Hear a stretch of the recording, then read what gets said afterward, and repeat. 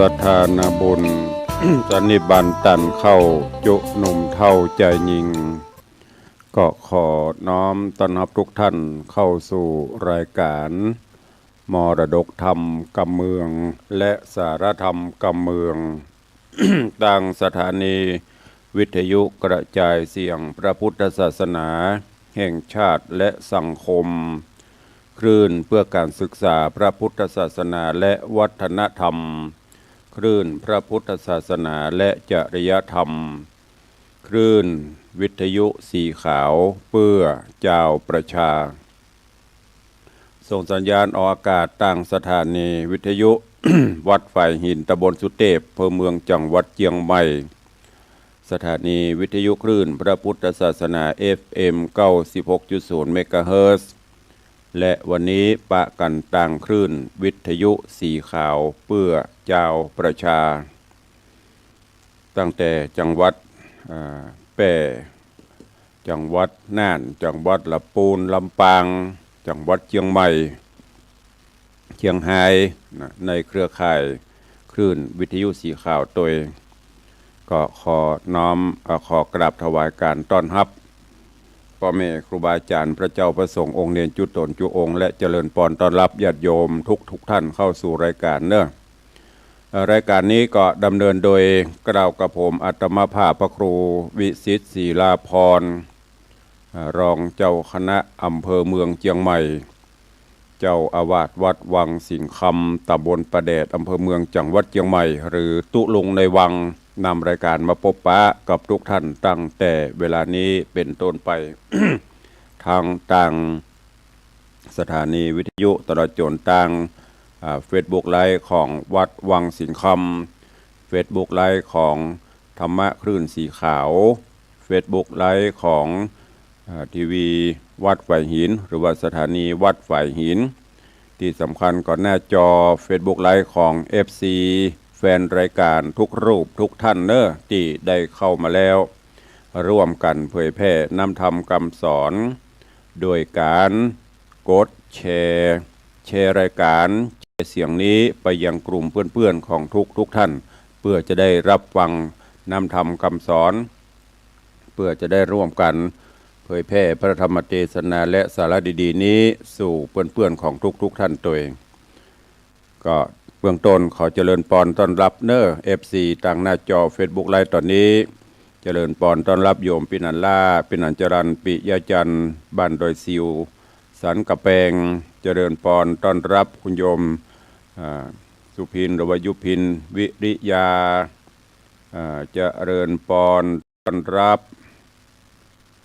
โยมสลินทิพย์บุญเลิศเจริญพรต้อนรับพินานอิสมเตปินพิทาจารย์หรือว่าผู้จารย์เสียงทองเนาะเจริญพรต้อนรับท่านปัญญาจารย์วิจิตรธีรธรรมหัวหน้าหนึ่งหัวหน้าฝ่ายต่างป้องกันบรรเทาสาธารณภัยเทศบาลป่าแดดเจริญพรโยมเอื้องดอยเนาะเจริญพรโยมสุวรรณอินใหญ่คุณโยมสมทรงสิทธิตาที่กำลังเข้ามาติดตามตั้งหน้าจอเนื้อเจริญพรต้อนรับอาจารย์ศรีพรณวงศา แม่ครูผู้ใจบุญเจริญพรคุณโยมทองคำที่บงคำเนื้อก็ตั้งหน้าจอ Facebook ตอนนี้ก็กำลังทยอยกันเข้ามารายงานตัวขอน้อมต้อนรับทุกท่านเข้าสู่รายการเนอะกระเดียวตักบัตรตันก็จะไปตักได้ในท้ายรายการนำกรรมเนาะส่วนต่างสถานีวิทยุวันนี้ก็ดังที่ได้บอกไปเฮาปะกันหลายคลื่นตั้งนี้วันนี้ตั้งแต่เชียงใหม่ถึงเมืองน่านบน ในคลื่นสีขาวในเมตตาของท่านเจ้าจันทร์พระครูอภิวัฒนวิกรมท่านผู้อำนวยการสถานีแล้วก็ร่วมกับต่างผอทุกเครือข่ายทุกสถานีที่เมตตาถวายเวลาให้กับต่างตุลุงเจริญพรต้อนรับเนื้อโยมสมศรีพรหมเมืองกำลังไหลกันเข้ามาก็เวลาก็ล่วงเลยมานักเกบวยเนาะวันนี้ตื่นจะเมื่อตี 3ก็ทำภารกิจต่างๆนานา แล้วก็มาจัดรายการทั้งภาคเช้าภาคบ่ายเนาะรายการของตุลุงก็จะลวดกันเนอถึงเจ้าถึงบ่ายปะกันตามที่เจ้าที่บ่ายนี่ก็คือทางสถานีวิทยุช่วงบ่ายเขาปะกันที่คลื่น96.0 เมกะเฮิรตซ์ตัวเองเพื่อเบอเสียเวลาเข้าสู่หัวใจของรายการเฮียก่อนเนาะก็เดี๋ยวก็ก้อยไปอู้กันในตารายการแถมสักน้อยวันนี้ก็มาฟังกันต่อในเรื่องของบัวระวงหงอมาตย์พระธรรมเทศนาปื้นเมืองเหนือที่มีสาระคติเรื่องราวข้อคิดดีๆฝากฝังเตือนจิตเตือนใจญาติโยมศรัทธาฟังแล้วก็นำไปคิดพิจารณาเก็บแกะกลไกแยกแยะสาระดีๆในตัวละครต่างๆบอกว่าจะเป็นสุริยวงศ์บอกว่าจะเป็นบัวระวงศ์หรือจะเป็นเศรษฐีจะเป็นพราหมณ์เป็นอย่างนั้นอันนั้นคือตัวละครและในตัวละครก็จะมีคติธรรมเรื่องราวข้อคิดข้อปฏิบัติของแต่ละตัวละครสามารถย้อนคำมาพอตัวเก่านำไปใช้ในการแก้ปัญหาชีวิตประจำวันเรื่องราวในตอนก่อนซึ่งลำดับลำดาถึงผูกที่10ที่ตุลุงได้เทศนาไปพี่น้องตั้งคลื่นสีขาวก็สามารถฟังไปได้เรื่อยๆเนอะถึงแม้ว่ามันจะไม่ได้ปฏิปต่อแต่ตุลุงก็สรุปเรื่องราวให้ฟังเป็นตอนไปหรือว่ารวมพลพ่องก็ย้อน ให้ท่านทั้งหลายได้ฟังเรื่องราวในผูกที่10ที่ได้เทศนาจบไปมาถึงที่โพธิสัตว์เจ้าบัวระวงศ์กับคารวี หลังจากที่ได้ล่ำได้ลาป่อพญาล่ำลาปทุมมาแห่งเมืองสุวรรณภูมิมาเพื่อที่จะไปติดตามหาอย่างมารดาผู้บังเกิดเกล้าไปติดตามหาปี้คือสุริยวงศ์หลังจากที่ได้ปัดได้พรากจากกันมาดังที่ได้กล่าวแต่ต้นซึ่งในตอนที่แล้วที่ผ่านมานั่นก็ได้ปากันเตียวตาเตินตังบุบุญดันป่าไม้ไพศาลไปแล้วก็ไปพบไปปะใส่ปฤษีที่อาสลมซึ่งปฤษีนี้ก็ปั่มเป้งภาวนาเพื่อที่จะให้หลุดพ้นจากอาสวะกิเลสต่างๆแต่ว่าก็ยังบรรลุพ้นเตื้อกำลังอยู่ในระหว่างที่ปฏิบัติเข้มขึ้นอีกเถอะ ก็ได้หันตึงบัวระวงศ์ดึงคารวีเข้ามาสู่ที่อยู่ตัวเก่าในถ้ำกลางป่าก็แปลกใจว่าโอ้เฮามาอยู่ลึกอยู่ดึกอย่างอีในป่าเขาลำเนาไผ่บาหายบดีมีไผ่ที่จะเข้ามาสู่ที่อยู่เฮาได้นอกจากผู้มีบุญในตอนนี้มาพบมาปะหันใส่โพธิสัตว์เจ้าบัวระวงศ์พระฤาษีก็ถามว่าท่านทั้งหลายท่านทั้งสองบุบุญมาจนถึงตที่นี่ บัจเจธรรมดาจะต้องเป็นผู้ดีมีบุญหรือมีของดีประจำตนประจำตัวฤาษีก็ลบเล่าว่ามีอะไรอย่างดีกะถึงเดินทางมาถึงตที่นี่โดยที่บ่มีอันตรายใดๆโพธิสัตว์เจ้าก็บ่ายเบี่ยงเพราะว่าเปิ้นบอกว่าโอ้ห้ามบอกให้เปิ้น มีของดีอย่านำไปโชว์มีของดีจะไปอู้ไปอวดนะดาบดาบคมคือเก็บไว้ในฟักอย่างบางพ่องนี้ความหูเต้าแห่งอึ่งอวดตัวลำไปยกตัวลำไปกับดีก็สุดท้ายปู่ฤาษีก็รบเร้าว่าบัดเต้ท่านจะต้องมีอย่างดีๆแน่ๆ เมื่อโดนรบเร้าจะอีโพธิสัตว์เจ้าบัวระวงศ์ก็เลยบอกโอ้เฮามีแก้วนี้สืบเจนมาจากบรรพบุรุษบรรพชนละสามารถที่เอาอมแล้วก็จะเหาะเหินสยองซานได้ปู่ฤาษีก็ค่อยลองพอโอ้มันจะเตะวะเฮาปั่มเปงมาอีกก็ยังบ่ได้ไปถึงไหนเตื้อขอตันเจ้าขอพ่อขอกอยขอลองกำเตอะลบเล้าหลายเตื้อหลายโหนโพธิสัตว์บัวระวงศ์ก็อดบ่ได้ก็ลองจกเอาแก้วมาแล้วก็บอกให้ฤาษีว่าเอาอมแล้วก็ตั้งจิตอธิษฐานเอาฤาษีก็ปฏิบัติตามนั้นพอได้เกี่ยวมาก็เอามาอมแล้วก็โพ ประวัติศาสตร์โบราณวงศ์ก็บอกว่าเมื่อต้านสยองซานล่องลอยขึ้นเนี่ยถ้าไปจนถึงบนสุดน่ะถ้าหันพอหรือว่าเหลวพอลงมาในมนุษย์โลกเมืองคนถ้าหันมันเต้าใบบัวนี่นะขายใจลงมาถ้าบันลงก็จะไปว่าบัดเตือนเนอะลมบนจะปัดปลาเอาตันคอปุดเนอะปุดแล้วแบบหัวเนอะเป็นตายจังได้บัวเพิ่งกระเตือนละแต่ว่าฤาษีก็หูพออมแล้วก็สยองซานขึ้นปรากฏว่าสูงขึ้นเพิ่นบอกว่าตึกไหนหันเป็นใบบัวแล้วก็ลงลืมหลงมออีบ่ปอใครขึ้นทำหรอน้องพ่อไม่จะมอกได้สูงมออีปอสูงแหมสุดใต้โดนลมบนมันเฮงอย่าปัดปุดคอปุดติ่งตัวไปติ่งหัวไปติ่งหัวไปตกป่น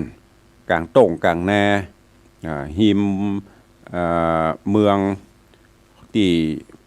ปีของตัวเก่าคือที่สุริยะวงศ์ป่นตัวปิกมาตกต้องหน้าบัวละวงหูได้ทันทีว่าเนี่ยความหลงความเหลือหลงตัวเปิ้นเตือนละฟังสุดท้ายก็ตายแล้วก็ไปเสาะหาแก้วกำปะล่ะเพราะว่าปุ่นมันกาบไว้มีที่หัวปุ่นไปตกที่หนึ่งไปตกว่าในบ้านในเมืองของปี่คือสุริยะครูสุริยะวงศ์ปุ่นเนี่ยจะได้สุดท้ายมาก็เลยชาปนกิจแห้งต้อนลุ่มของปุรุษีแล้วถึงสองก็ปากันดันโดนเดินตางต่อไปเพื่อจะไปเสาะหาปี้ไปเสาะหาแม่ตามปณิธานที่ได้ตั้งไว้ ในระหว่างต่างก็บุญป่าไม้ไปแล้วก็ไปปะใส่แม่น้ำสู่หนองน้ำกว้างใหญ่จะข้ามไปก็ลำบากก็เลี้ยวพอไปหั่นใส่ต้นไม้ก็เลยเปียได้ต้นหนึ่งเพื่อที่จะเอามาเป็นทุนเป็นเหือต่างเหือนะ ลอยเพื่อที่จะข้ามน้ำไป แล้วก็เอาผ้ากาสีที่มันมัดตัวติดกัน กลัวได้พรากจากกันมัดจากกันไปแล้วก็ขึ้นไปนั่งอยู่บนต้นไม้ปรากฏว่าก็ไหลไปต้นไม้ก็ไหลไปตามแม่น้ำลำคลองโดยจะเป็นเดชบุญโดยบุพกรรมเนาะปรากฏว่าน้ำมันแห้งก็ไปถุไปทังไปตั้งเอาต้นไม้แตกแยกออกจากกันผ้าติมัดก็ปุดขาดออกจากกันแล้วก็นี่เอาปัดไปคนละตีคนละตางบนละวงก็ไปติ่งคารวีก็ไปติ่ง เพิ่นบอกว่าคารวีก็โดนสายน้ำถีบตัดปั่งไปทางใดทางแน่เป็นไปพุ่นน่ะส่วนบัวละวงปรากฏว่าล่องลอยไปปุ่นไปจอดไปย้างที่หิมฝั่งที่เมือง อันเป็นที่พักที่เมืองของปี่ก็คือเมืองของสุริยะวงศ์เรื่องราวจะเป็นจะได้ถึงสองจะได้พบได้ปะกันก่อยติดตามฟังไปข้อคิดเรื่องราวอย่างที่ได้บอกไปแต่ว่าจะไปหลงตัวเก่า สูงล้ำกับบดีต่ำล้ำกับบดีคือหมอกปั่นกลางหลักธรรมคำสอนว่ามัชชิมาปฏิปทาปฏิบัติตนปฏิบัติตัวว่าจะอยู่ไหนว่าจะเป็นข้าราชการว่าสูงล้ำก็อันตรายต่ำล้ำเปิ้นก็เหยียบย่ำเพราะนั้นก็พอไปปฏิบัติไปเนอะอันนี้ก็เป็นข้อคิดกับญาติโยมทั้งหลายตัวเนาะเชิญทุกท่านติดตามรับฟังบัวละวงหงอมาตย์ลำดาขึ้นสู่ผูกที่11เนอะเชิญทุกท่านรับฟังกันตอนนี้หน้าจอเจริญพรเนอะคุณโยมเจพันธ์ณเชียงใหม่เจริญพรพี่หมอมัทนาอัมพันธ์กำลังเข้ามากัน ติดตามรับฟังทางหน้าจออยู่ขณะนี้ฟังเรื่องราวของบัวละวงหงอมาตย์ รองสุดท้ายแล้วเนอะผูกที่11จะเป็นจะได้ตั้งอกตั้งใจฟังแล้วก็เดียวท้ายรายการก้อยมาพบมาปะกันแถมครั้งหนึ่งณโอกาสบัดนี้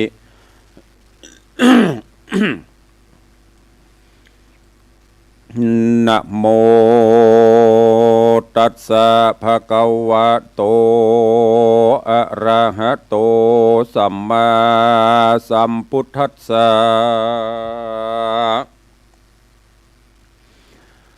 โสโออันโตนากะลังปาเวสิตวาตานังคาเหตวาสาลายังรูปานิวิจินิตวาติสาทะโว ดูราสะปุริสะตั้งลายตั้งยิงใจหนุ่มเทาตั้งศรัทธาเก้ากว่าเจ้าจุมอันจุ่มหนุ่มเป็นโมพร้อมน่าอยู่นำนาจุงจักดาฟังต่อตามบาทคอบาลีอันว่าหนอมุนีที่ไว้คือว่าเจ้าหนอไทยบัวระวงลงแดนดงป่าเศร้าเหตุนางนอดเนาจะยาได้ใกล้กลาพระคังกลางตาตั้งวังใสเต้ามีใจปันบาบุญด้านป่าภัยโซนลวดน้ำตนไปหลอดเมืองเกี่ยวยอดปัญจลนกรแห่งพระภูธรพี่ไทยดังใดกล่าวไว้ไปลาง นิยายยังไปแจงพระ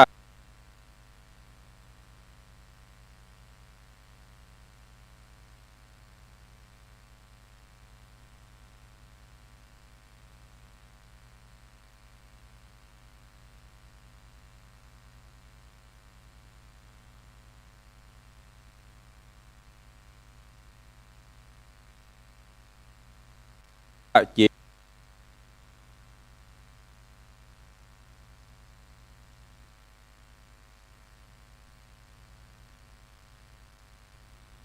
รีบเข้าสู่ไปนายแล้วเตียวไปฟังเฝ้าไปสู่ดาวหงตันฮับเอาอาหารหลายแหล่อันเข้าแผ่ยอปาน เจ้าจอมขวัญสะเวยแล้วก็เตียวแอวไปมาควายศาลายอดซอยพอหูบใหญ่น้อยหลวงลายอันตนใจปีไทยได้เต็มไว้เมื่อเมินมาหูบนาเป็นห้องจี้แจ้งจ้องไข่การเต็มลายสารกำสอหูหม้อเรียวไวหูบนางกาไว้บาปเศร้าเงี้ยล่อเจ้าสองใจหูพวกน้อยลายมัดลากสองเจ้าพระกุเรรูปเทวีแว่นฟ้าปั่นเกี้ยวก้ากวนเมืองหูบสองบุญเรืองหน้าไทยด้านป่าไม้ดงตาลแล้วภายพานไปรอดเมืองเกี่ยวยอดปัญจลนกรสองผู้ทอนพี่น้องได้พรากห้องเสียการนอคุณทำยอดซอยเล็งพอคอยพิจารณาทุกเครื่องกาไหลแหล่น้ำตาเพลำลายเล็งพอไปลืมเล่าพอที่เก่าหลายตีก็มีหันแหละนาตะตาดในกาละนันเล่าจุ่มคนเฝ้าหงตาลหันหน่อโปธิญาณยอดซอยเล็งพอคอยไปมายังรูปตามฝาลืมเล่าแนมมนเศร้าขี่มอง น้ำตาน้องไหลหลังเขาก็ฟังพันภายรีบไปถวายน้อมไว้ซึ่งเต้าไทยห่อคำแล้วไข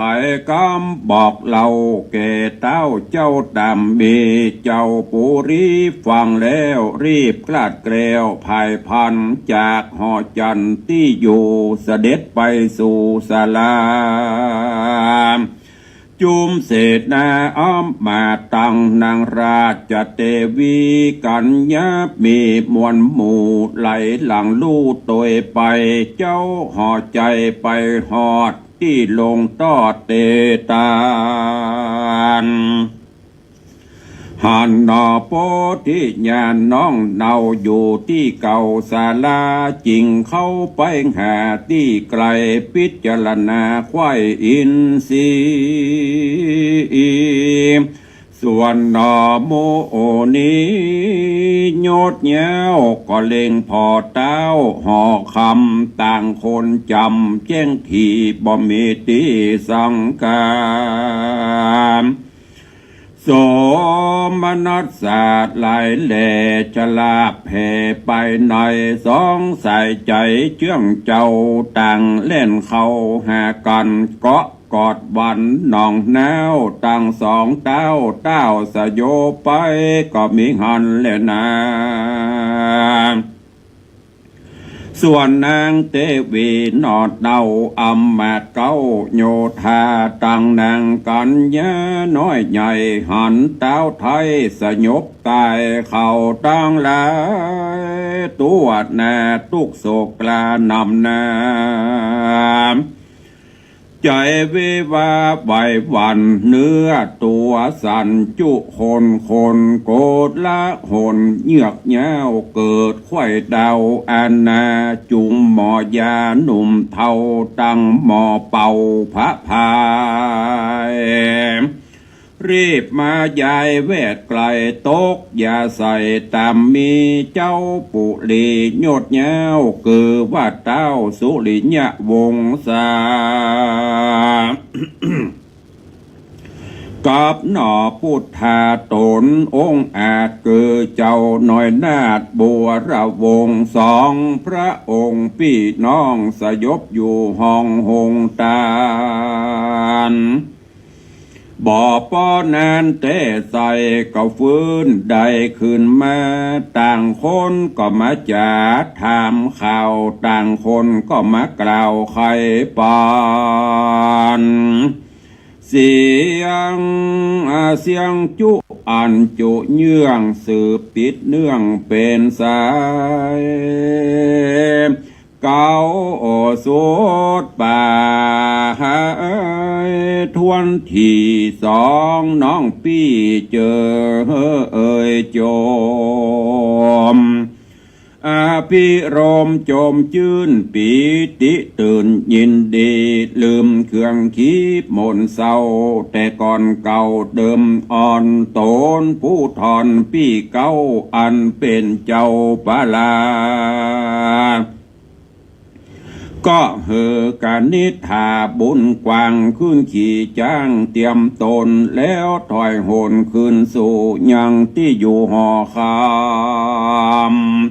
แล้วก็นำเอาแก้วดวงเลิศแล้วโสภาอันป้อนาเก็บได้นำมาไว้ยอทะวายคืนแก่ใจน้องน้าเอา เป็นดังเก่าเดิมอ่อนก็มีหันและนาโสลาจาอันว่าพญาผู้ปีมีใจกรี้เจยบานก็มีราชองค์การปงขาดฮื้อแปลงผาศาสตร์เจียงคันฮื้อหนอโปที่ญาณน้องเนาได้เป็นเจ้าหอใจโจเจ้าจอมใต้หนุ่มเนาอยู่กับพี่เจ้าผู้บ้านบ่ปอนานสักหยาดก็คืดขวาดขะนิ่งหายังราชญายอดซ้อยงามจื่ออื่นจอยค ารวีอันปัดหนีพระคางกลางแม่กวางวังสายสูตรวิสัยจักกว่าออกเสาะล่าสะแหวงหาดอพุทธาเจื่องเจ้ายินมนเศร้าขี่มองน้ำตาน้องบอกเหือดฮ้อนไม่เดือดเลือนลายจริงจักถวายน้อมใบซึ่งพระพี่ไทยราชาว่าขอแป่งศาลาไปนอกโหนวันออกปุรีพอจะน่ะดีแต่งไว้ตั้งลูกใหม่ของหวานยืนเตตันบอกขาดเก่ไพรราชประจาผู้อนาถายากไลและคนน้อยใหญ่ยิ่งใจอันพันภายเดียวต้องมาจากห้องเด่นไกลเจ้าห่อใจตนปี้มีใจกรี้โจมบานจริงมีราชองค์การโป้งขาดอนุญาตตามกรรมก็มีหันและนาการกระทำแปะปางจอดเมียนเสียงยอดบริโยสานอโปธิญาณยศใหญ่ก็ฮือเต็มไว้ติดยังผ้าล่ำดับมาก็คือเต็มหูปไว้ติดฝาล่ำดับมาแต่เก้าตั้งแต่เจ้าบุญมีกับคารวีอะคราวออกจากดาวสุวรรณภูมิมาลาโดห้องนาป่าสะเอาไปหอดเจ้าละสิตนเจียงจีจอมแก้วสะหยองแล้วเร็วไวลวดขึ้นไปไว้วาดคอปูดขาดหัวหายเต้าตัวตายตกหยาดจากอากาศลงมาตัดกองตาส่องหน้าส่องเจ้าฟ้ามองขีได้เตียวหนีจากนั่นก้อยบุญดันดงไพรเถิงวางใส่แม่กวางน้ำปั่นกวางไหลน้องแตกตีฟองทุทางส่องเจ้ากั้งเหลือใจหันขอนไหลมาไกลก็กลุ่มใดเร็วปันแล้วก็ปะกันขึ้นขี่ออกจากตีเร็วไวน้ำปาไปทางต่ออ่องไหลลอยล่องวังทานสายน้ำปั่นต้องฟาดขอนไม้ขาดกลางลำสององค์คำเจ้าจางลวดพระคังเสียกันเจ้าภายพันสะสอดหาอย่างยอดเตวีตามนาทีป่าไม้บ่จวบใดแดนใดยินตุกใจลายแหล่เตียวพัดแผ่ลายโหนได้เมาวนเตียวต้องมารอดห้องปันจละนกรพระภูธรหยดใหญ่ฮือแต้มไว้เป็นสา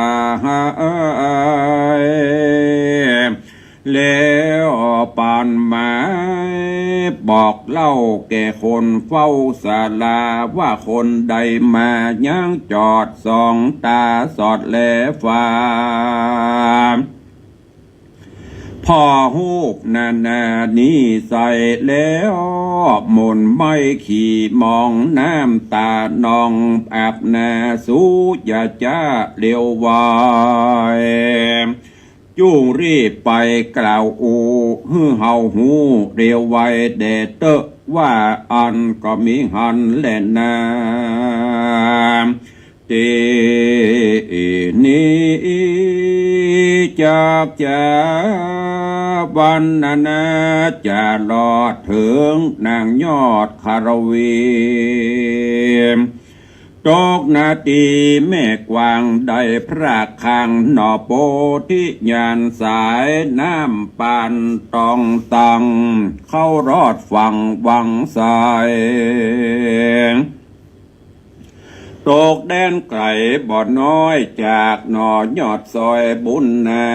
เต้าเอกาเป่าวางผัวพระคังหายโหนทุกเวโวนหลายแหล่ชลาแผ่หอดละไทยนั่งเตียวไปเสาะสายตามที่ไกลวางสายลองเรียกไปอยู่จองจองเสียงตอบทองบ่มีแม่สลีโสภาณไทยร้องล่ำให้ปริเวทนาว่าสามิกาเหขินขาบานี่ปัดพรักนาไปไหนหรือสายจะให้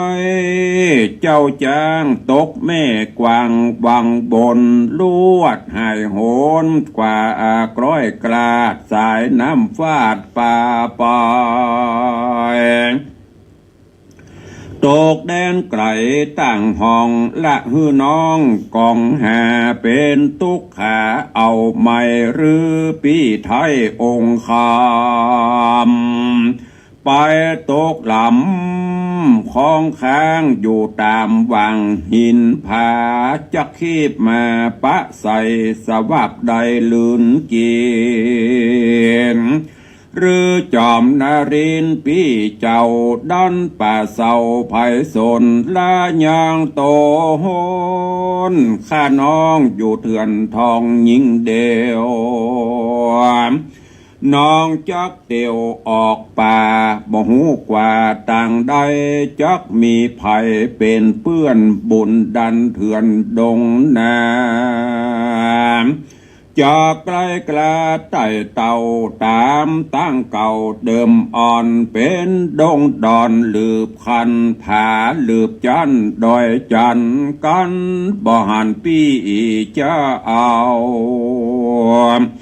ข้าน้องเนาเตี้ยงบำบายนางสมสายนาไทยฮ้อนเอาไม่เหลือใจ ร้องเรียกไปบอดยางเรียกตามฟังวังทันสลีน้องคันให้แหบคอเจ็บแสบปูนวอนสลีบางอ่อนหิวหอดบ่ยางจอดแดนได้ก้อยเสาะไซไปจะใจตาบันไกลลงแหลงนั่งจอมแปงนอดลาพอซื้อหน้ากองตาหันพรานป่าผู้เท่าขี่เหือเข้ามากลายนางพันพายบอดจ้าลงสู่ต้านาตีก็มีหันเล็ดนากันพรานป่ามาลอดนางเกี่ยวยอดคารวีก็ใครว่าตีตันตอกว่าคาเดป้อพรานป่าข้านี้นาฮ้อนเดือดตุกบ่เหือดลายเลือข้าขอขึ้นเหือจอมป้อขอใจหม้อคุณนาช่วยนำป่าไปลอดเทิงที่จอดเหือนนอนพรานผมป้อนผู้เท่าหันนอดเนานารีลักษณะดีองอาจยืนอยู่หาดวังทานไข่ก้มวันตันต่อออกปากรอบวอนหูพรานพอดูหานหลากว่านางนี้หากดูงามป้อยปุ่มหลามต้องใหญ่เป็นคนโลกไตหรือผีเป็นนาคีวิเศษแถลงเปตมาหาลอง หรือเป็นยักษ์ปุ่มปองหยาบจ้ากลับเป็ดนามาจูจับเอากูเลี้ยงใส่หรือผีป่าไม้พงภายทะเลงกลายมารอผ่ากดต่อสายตาพรานสังกาดหลายหลากยิงออกปากจะถามด้วยกำงามตันเล่าว่าโดรานางหนุ่มเนาวันณะวัยนางเป็นคนในโลกลาหรือว่าเป็นผีป่าโด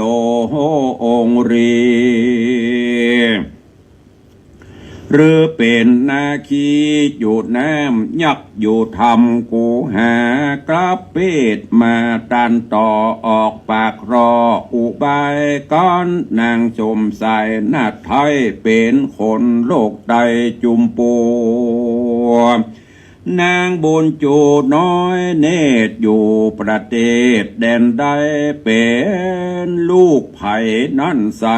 ลูกไพร่ไตหรือเป็นลานพญาสันได้จะเตียวเถื่อนบ่มีเปื้อนปอสอ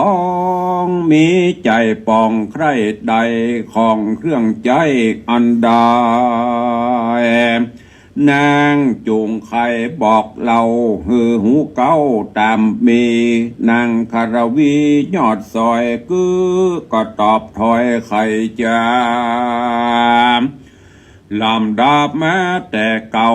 ตราบต่อเต้าเถิงไปโดยปริยายทวนทีบ่มีที่สังกาฮือพรานป่าผู้ใหญ่หูแจงควายจุอันก็มีหันแลนา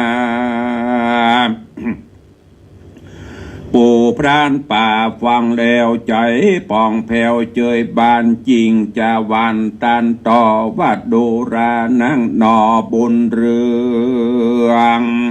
นางอย่าเครื่องหม่นไม่อย่าร้องไห้นามนะ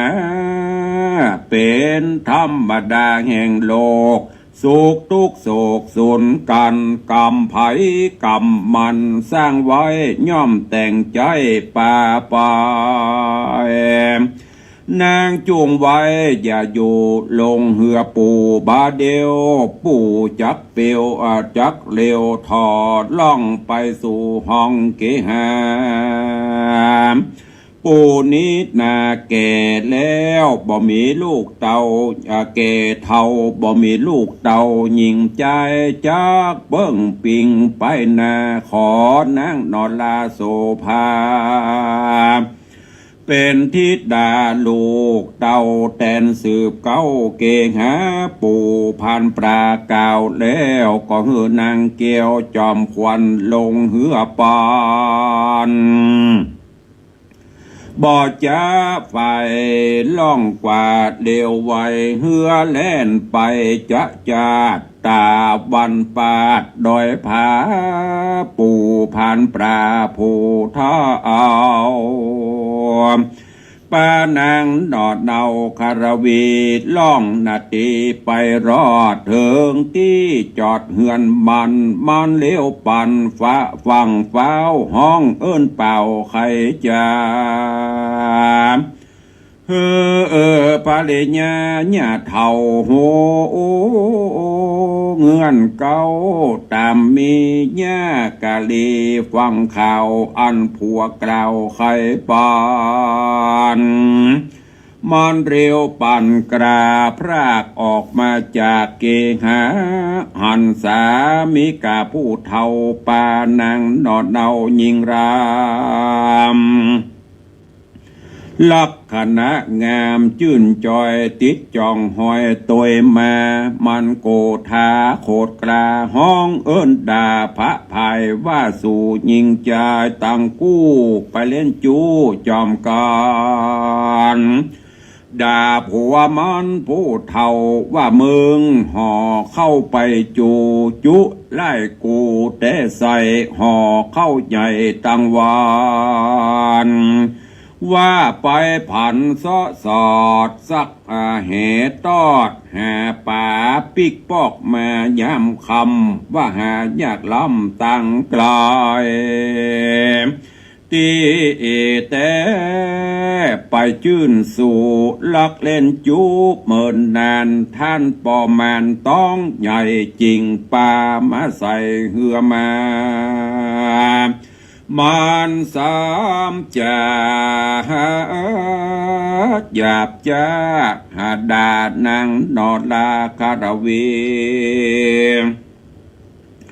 ว่าอีการละกินนี้ใจหยาบบ่อสุภาพตามธรรมใจมัวดำกำเศร้ามักคนเท่าผมข่าวตัวเป็นสาวหนุ่มน้อยใจต่ำต้อยสามานกวนเป็นหลานและลูกป้อยมาถูกเป็นเมียจุงนี้เสียจากนี้ลบหลีกลี่ไปไว้ตั้งปูจังร้ายแก่ถ้าเอาอย่าได้เข้าเฮือนกูจุ้มหมู่สวมตั้งกู้อย่าได้อยู่นานไปจุงเร็วไวนี้พรากออกไปจากเกหากันรอราเนิ่นจ้ากูจะฆ่าสู่ตายหญ้าผีพระบาปเศร้าดาพรันเท่าผัวมันกับสดีสุพันยอดซอยโดยกำถอยนาแม่นพรานป่าผู้เท่าจักตันเล่ากำดีไขว่าตีกล่าวจี้ฮือแจ้งที่สันใดหญ้าจังไรใจถอยบ่เชื่อถอยกำจาปู่พรานป่าโคตรไม่กำหลัวได้เร็วปันแล้วภายพันเข้าไกลซาดเข้าใส่กลางหัวฟาดตามตัว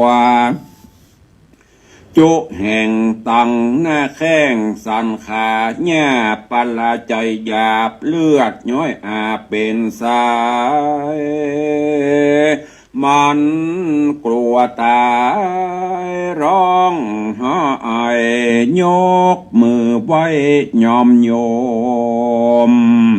หญ้าใจขมยอมอ่อนเหตุกลัวค้อนพรานป่าบอกใครจะกำถอยเส้งกล่าวถอยกำงามคือนางนงรามกลิ่นกูได้จอดอยู่สวัสดีก็มีหันแลนา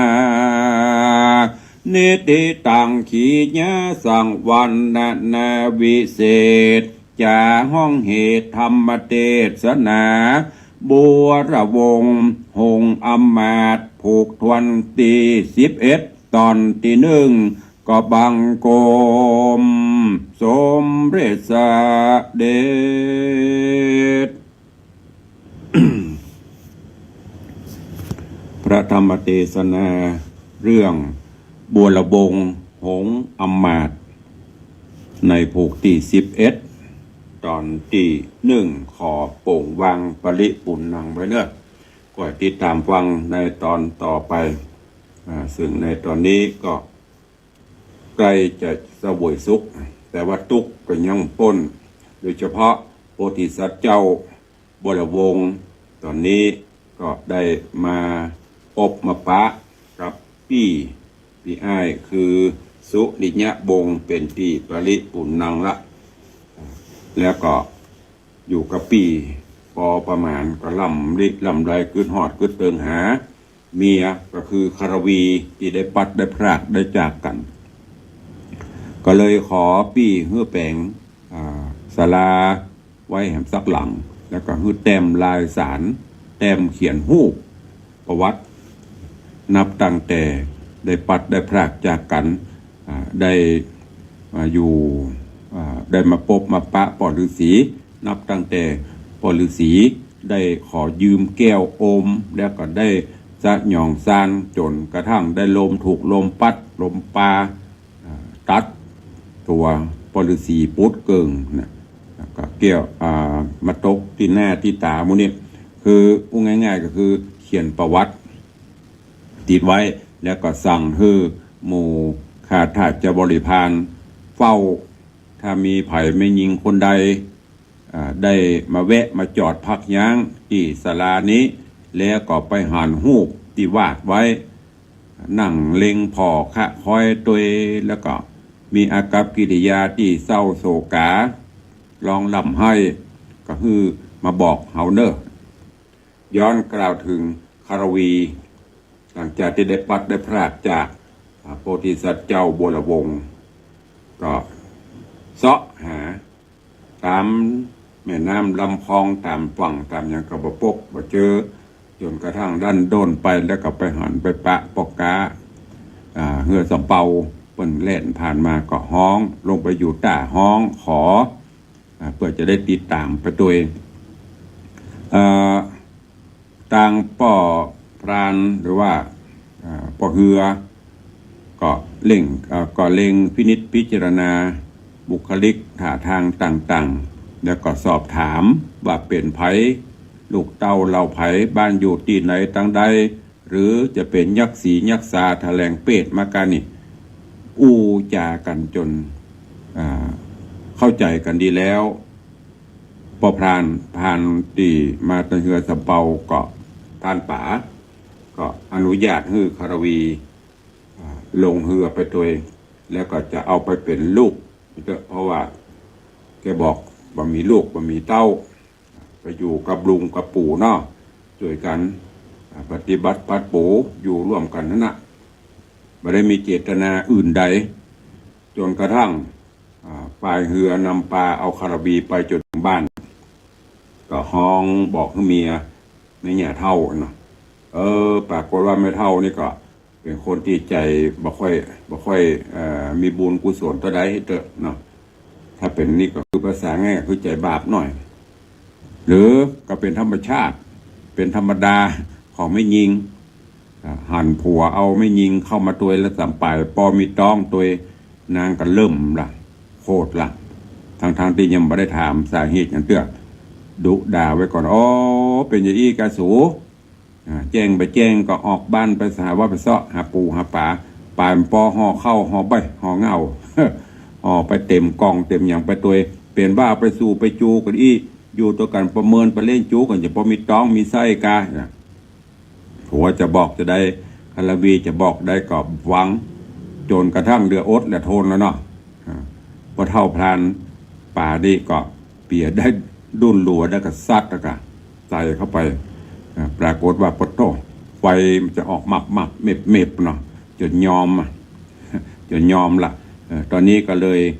อนุญาตให้อยู่ตัวกันไปเรื่องราวจะเป็นจะได้ก่อยติดตามฟังกันไปเถอะ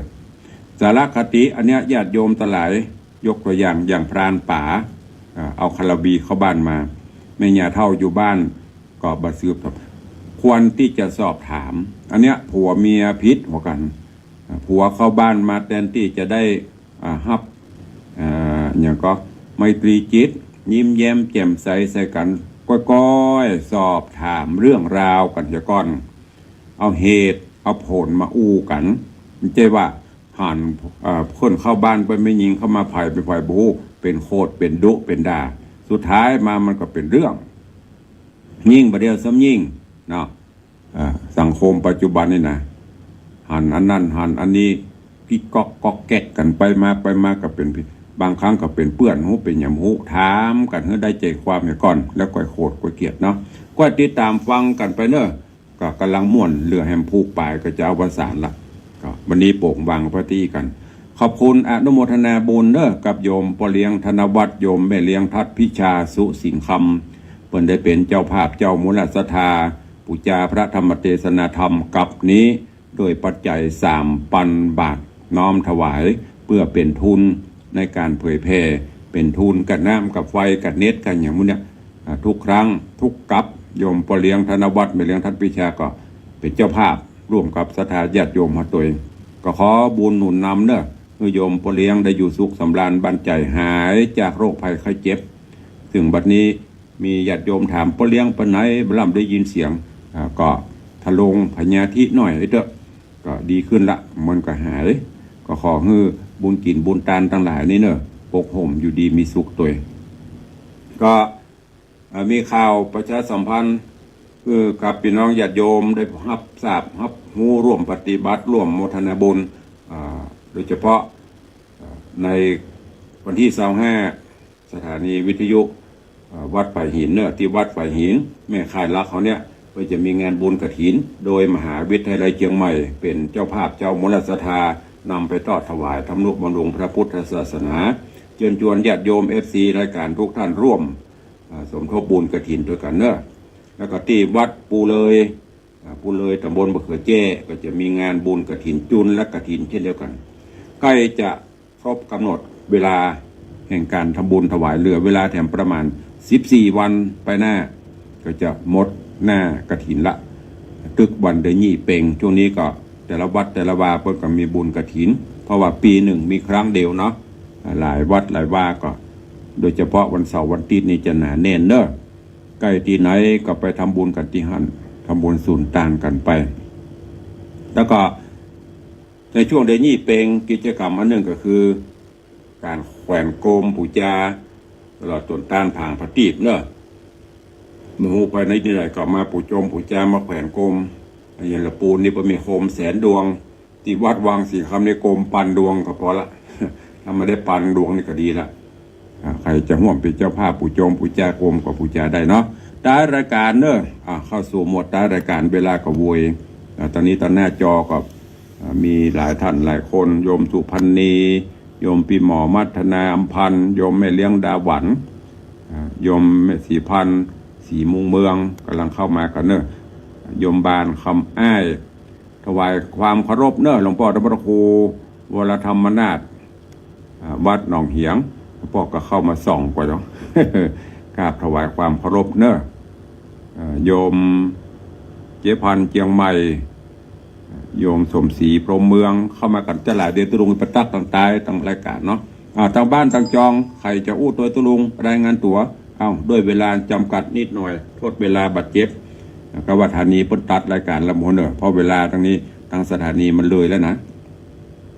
ใครจะอู้ตัวตุลุงก็ยังอู้ตันอยู่เนอะมีไหมถ้ามีก็เข้ามาตัง104ยังอยู่แต่ว่าตังคลื่นสีขาวเพิ่นอาจจะหมดเวลาสถานีละคลื่นสีขาวตัดเวลาไปก็ตัง104ยังมีอยู่ใครจะอู้ตัวก็เข้ามาถ้ามีภัยก็จะได้ร่ำได้ลาเนอะก็ขอบคุณอนุโมทนาบุญเพราะว่าวันนี้สถานีเปิ้นลิงก์สัญญาณไปหลายก็คือธรรมะกันอย่างเต็มที่ข่าวสารงานบุญก็มีพอประมาณวันนี้เวลาหมดเวลาขอนำรายการยังมีอยู่กะคนโทรมาละครับเจริญปอนว่าจะเจ้าตั้งอินตั้งเน็ตนี่บ่ใครเสียงบ่ใครบ่ใครเสถียรเจ้ามันบ่มีสตางค์มันบ่ได้เติมบ่มีไผหอมสตางค์บ่ได้บ่อินเทอร์เน็ตมันก็เลยตั้งวิทยุก่อนเหมือนกับเสียงฝนฉะก็นั้นนะมันขาดวิตามินบ่ได้จ่ายสตางค์ให้เปิ้นเตื้อหนังสือเตือนวันละขาดตุกาอินเทอร์เน็ตปีก็มีเป็นปีก็จ่ายเป็นเดือนก็จ่ายยังไม่ได้จ่ายมันก็เลยสว่างเสียโยมวัดทางวิทยุคล้ายๆฝนตกก็เป็นธรรมดาแม่เหยพ่อเหยมันมาตามสายถ้าไม่ได้จ่ายก็ระวังเถอะได้ออกละบตัด เมียมก็ทดเวลาบัดเจ็บแผมหน่อยตั้งสถานีตัวนี้ก็คงจะเวลาครบละแต่ว่าทางหน้าจอใครจะอู้ตัวก็ยังอู้ได้อยู่ถ้ามีตุลุงจะได้ลำลากันแล้วเนาะเดี๋ยวมันจะเลยเวลาเพิ่นไปเป็นนักเทศต้องรู้เวลานักปฐกถามื้อนี้ถ้าบอกว่าเวลาสิโดนส่วนมากมันจะล้ำนะของตุลุงนี่นะมันอู้เพลินไปพอเวลามันจังล้ำเอาละขอนำรายการจากทุกท่านไปก่อนเนาะไผไปอู้ตัวก่อนหลังใหม่เนอะขอความสุขสวัสดีจุ่งบังเกิดมีกับทุกท่านอยู่ดีมีสุขเหมือนกันจุผู้จุคนจุตนจุองเนอะจัตตาโลธรรมาวัฏันติอายุวันโนสุขังปะลัง